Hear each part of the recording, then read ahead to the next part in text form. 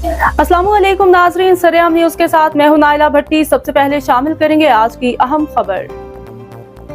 तहरीक मिनहाजुल कुरान हल्का कोटला अरब अली खान के ज़ेर-ए-एहतमाम आगोश कॉम्प्लेक्स आरफन केयर होम के एडमिन ब्लॉक और ऑफिस का Minhajul Quran Islamic centre Ehsanullah campus में अजीम शान इफ्तिताही तकरीब का इनेकाद हुआ। ज़िला गुजरात और ज़िला भंबर आज़ाद कश्मीर की मौसूर शख्सियात ने शिरकत की। तिलावत कुरान पाक की सआदत इलामा कारी मुज़म्मल हुसैन सईदी ने हासिल की। Minhaj institute of Qirat and Tahfeezul Quran जो कि आगोश कॉम्प्लेक्स में मौजूद है कि तालिब मोहम्मद अज़ीज़ ने रिसालत माब सल्लल्लाहु अलैहि वसल्लम की बारगाह में गुलहाए अक़ीदत पेश की।